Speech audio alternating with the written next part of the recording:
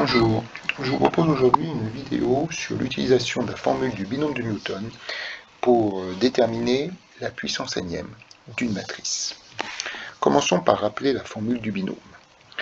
Nous savons que a plus b puissance n est égal à la somme des k parmi n que multiplie ak que multiplie bn-k pour k égale 0 jusqu'à n, où A et B commutent, c'est-à-dire AB égale BA, ce qui est évident à partir du moment où A et B sont des nombres réels. Et je vous renvoie à la vidéo que vous trouverez sur cette chaîne, que nous avons consacrée au calcul de ce type de somme, qui comprend un K parmi n, à l'aide de la formule du binôme de Newton. Appliquons maintenant cette formule pour déterminer une puissance n-ième d'une matrice. Nous allons remplacer petit a par une matrice alpha et petit b par une matrice bêta b, où a et b sont de nombres réels. A et b constituent donc un couple de réels.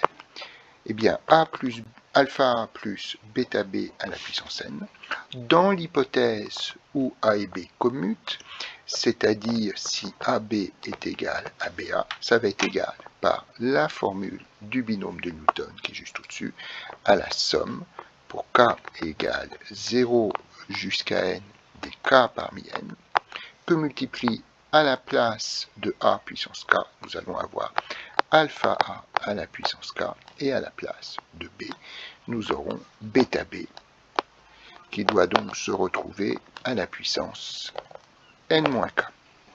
Alors, il est courant dans les exercices que plutôt que d'avoir une matrice grand B, on ait la matrice identité grand I.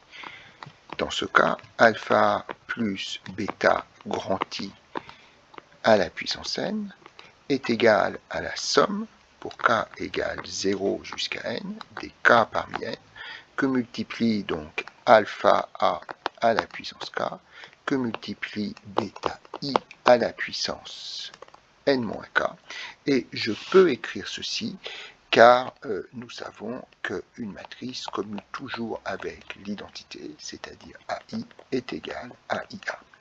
Alors l'intérêt de cette écriture, c'est d'abord de constater que j'ai I puissance n-k, qui est égal à I, et que A puissance k fois IN-K, c'est-à-dire A puissance k fois I, est égal à A puissance k. Et dans ce cas, nous pouvons dire que alpha plus bêta I à la puissance n est égal à la somme pour k égale 0 à n des k parmi n. Donc nous avons alpha à la puissance k, nous avons bêta à la puissance n-k, et nous avons enfin grand A à la puissance k. Il est courant dans les exercices qu'à partir d'un certain rang, ou plutôt, on va dire, quel que soit k supérieur ou égal à un entier petit p, a puissance k soit égal à 0. Cela veut dire que a puissance p, comme a puissance p plus 1, etc., jusqu'à a puissance n, seront des matrices nulles.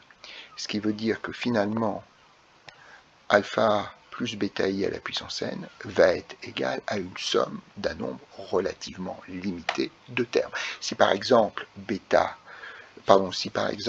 a puissance 3, a au cube, est égal à 0, ça veut dire que a cube, a puissance 4, etc., jusqu'à a puissance n sont des matrices nulles, et que finalement nous allons avoir des termes non nuls pour k égale 0, k égale 1, k égale 2. Prenons un exemple. Considérons cette matrice grand A. Et considérons une matrice grand B qui est égale à A moins 3i. Nous allons traiter un extrait d'un sujet de l'EM Lyon tombé en 1995. Première chose, déterminer B2, B carré. Alors nous savons que B est égal à A moins 3i. Donc la matrice A, c'est celle qui est ici. 5, moins 1, moins 1, 2, 2, moins 1, 2, moins 1 et 2. Nous lui enlevons 3 fois la matrice identité, donc la matrice avec des zéros, sauf sur la diagonale où il n'y aura que des 3. Et ça nous donne que B est donc égal à 5 moins 3 égale 2, ensuite moins 1, 2, ensuite 2 moins 3, moins 1, 2, moins 1 et 2 moins 3, moins 1. Si nous voulons B carré, il nous suffit de multiplier cette matrice par elle-même, ce que je suis en train de recopier. Et nous constatons assez facilement que B2 va être égal à, donc première ligne, première colonne, 2 fois 2, 4, moins 2, 2, moins 2, 0. Première ligne, deuxième colonne, 2 fois moins 2, plus 1, moins 1, plus 1, 0. Et on constate, si on fait de même les calculs des 6 autres éléments, que B2 est la matrice nulle. Cela veut dire que quel que soit K supérieur ou égal à 2, B puissance K sera égal à 0. Maintenant, nous voulons déterminer la matrice AN. Bien. Alors, nous savons, c'est écrit ici, que B égale A moins 3i. Cela implique, si on isole le A, que A est égal à B plus 3i. Nous avons bien envie d'appliquer la formule du binôme de Newton, et au préalable, nous devons rappeler que BI est égal à IB, ce qui implique que AN est bien égal, par la formule du binôme de Newton, à la somme, pour K égale 0 jusqu'à N, des K parmi N, que multiplie B puissance K, que multiplie 3i puissance N-K. Donc nous savons que grand I puissance N-K est égal à I, et B puissance K fois I est égal à B puissance K.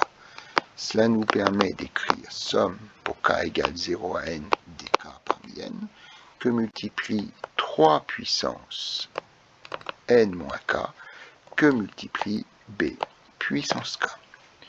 Or, nous savons que quel que soit K supérieur ou égal à 2, BK égale 0.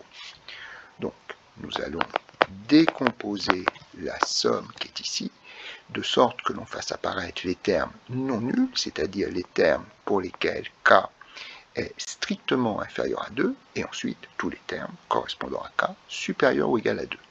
Donc, on va faire l'addition. D'abord, K égale 0, ça nous fait 0 parmi N, 3 puissance N moins 0, B puissance 0, plus, je fais maintenant K égale 1, donc 1 parmi N, 3 puissance N moins 1, que multiplie B puissance 1, plus tous les autres termes, c'est-à-dire les termes relatifs à K égale 2 jusqu'à N, et toujours de la même expression, K parmi N, 3 puissance N moins K, B puissance K. Et nous savons que si nous faisons varier K de 2 à N, d'accord, cette expression est égale à 0, puisque la matrice nulle, puisque B puissance K, pour K supérieur ou égal à 2, est égal à la matrice nulle. Donc nous nous retrouvons avec AN égale 0 parmi N, ça fait 1, que multiplie 3 puissance N, que multiplie I, plus 1 parmi N, ça nous fait N, que multiplie 3 puissance N moins 1, fois B. Alors évidemment, le 1 ne sert à rien, on va l'enlever. Et rien n'empêche d'écrire que A puissance N est égal, en factorisant par 3 puissance N-1, donc à 3 puissance N-1 que multiplie 3i, pour retomber sur 3 puissance N, à 3 puissance N-1, il faut multiplier par 3, plus N fois B. Alors, on peut laisser sous cette forme, mais on peut aussi exprimer AN sous forme d'un tableau de chiffres, dans l'hypothèse où on en aurait besoin dans des questions ultérieures. Donc AN est égal à toujours 3 puissance N-1, que multiplie 3i, donc c'est la matrice identité fois 3, donc ça veut dire que tous les termes sont nuls sauf les éléments diagonaux qui sont égaux à 3, plus NB, donc rappelons que la matrice B, elle est ici, c'est-à-dire que des deux dans la première colonne et que des moins 1 partout ailleurs.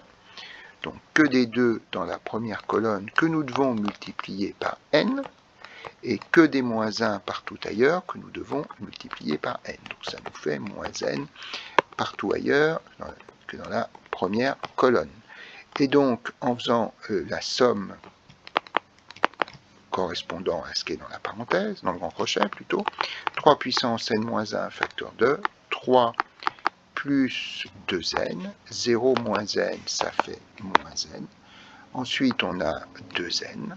Ensuite, on a 3 moins n, 2n, moins n et 3 moins n.